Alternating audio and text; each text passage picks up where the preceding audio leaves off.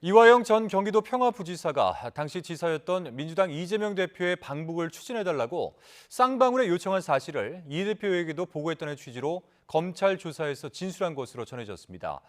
쌍방울의 불법 대북 송금 의혹과 무관하다, 이러한 기존 입장을 일부 번복한 건데 검찰의 칼끝이 본격적으로 이 대표를 향할 것이라는 관측이 나오고 있습니다. 박정현 기자입니다.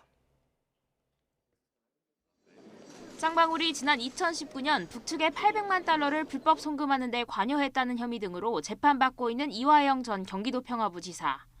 검찰은 쌍방울이 경기도가 내야 할 스마트팜 사업 비용 500만 달러와 당시 경기지사인 이재명 민주당 대표의 방북 비용 300만 달러를 대신 북측에 전달한 것으로 보고 있습니다. 이화영 전 부지사는 그동안 쌍방울이 독자적으로 꾸민 일이라면서 자신과 이재명 대표와는 상관없다고 혐의를 부인해왔습니다.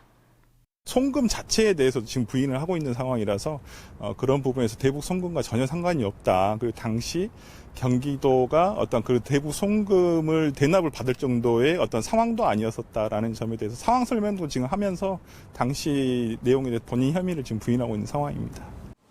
하지만 최근 검찰 조사에서 기존 입장을 일부 뒤집은 것으로 알려졌습니다.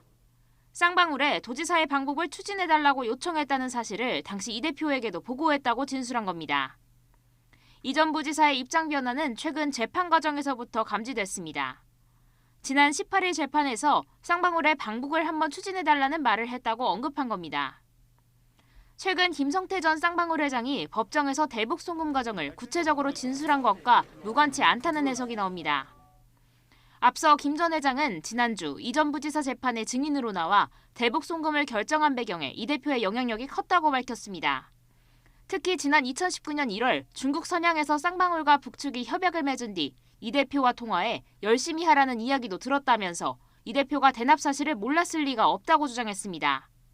그간 연결고리 확보에 애를 먹던 검찰이 이 전 부지사의 달라진 진술을 계기로 이 대표에게도 제3자 뇌물죄를 적용할지 관심이 집중되고 있습니다. 특히 조만간 이 대표 소환으로 이어지는 등 수사가 급물살을 탈 수 있다는 전망까지 나옵니다. YTN 박정현입니다.